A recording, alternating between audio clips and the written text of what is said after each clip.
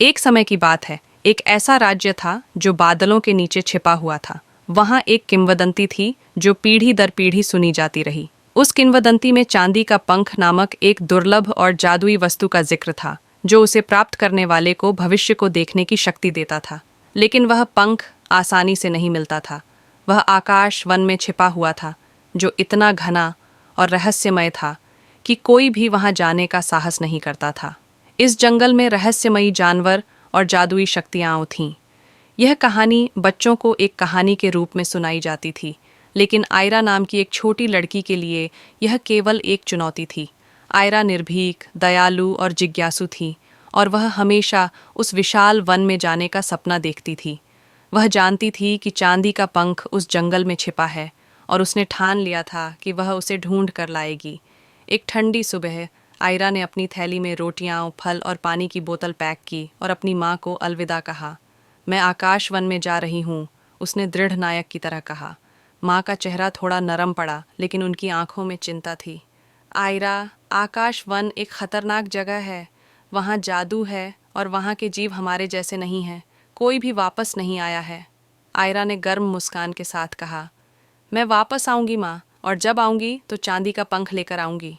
इसके बाद आयरा अपनी यात्रा पर निकल पड़ी, अपने गांव को छोड़ते हुए, और आकाश वन की ओर बढ़ने लगी। जैसे जैसे वह जंगल के भीतर चली गई, उसकी आंखों के सामने बड़े बड़े पेड़ और रहस्यमय माहौल था। हवा में गहरी गंध थी, और सूरज की रोशनी पेड़ों के बीच से मुश्किल से गुजर रही थी।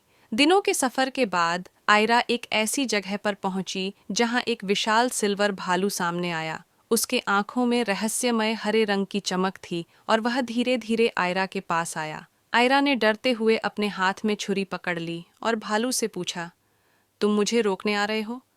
भालू बोला, नहीं, मैं तुम्हें चुनौती देने आया हूँ।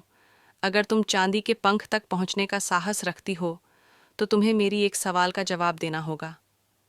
आयरा ने हिम्मत से कहा, क्या सवाल है? भालू ने कहा, सच्ची शक्ति क्या होती है?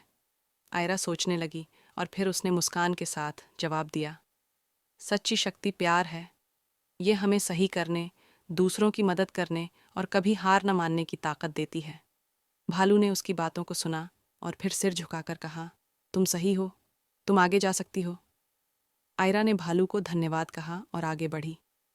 वह जंगल में और गहरी चली गई, जहां अंततः एक विशाल सिल्वर वृक्ष दिखाई दिया और उसके ऊपर चांदी का पंख रखा हुआ था। आयरा ने उस पंख को छुआ और एक जादुई ऊर्जा महसूस की।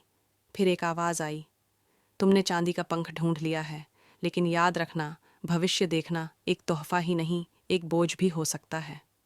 आयरा ने महसूस किया कि वह जो भी शक्ति प्राप्त कर रही थी, वह प्रेम और कर्तव्य के साथ सही तरीके से इस्तेमाल करनी चाहिए।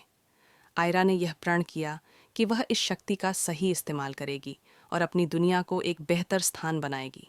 इस प्रकार वह अपने गांव वापस लौट आई, और वहां के लोग उसकी बहादुरी और प्यार की ताकत को देखकर हैरान हो गए।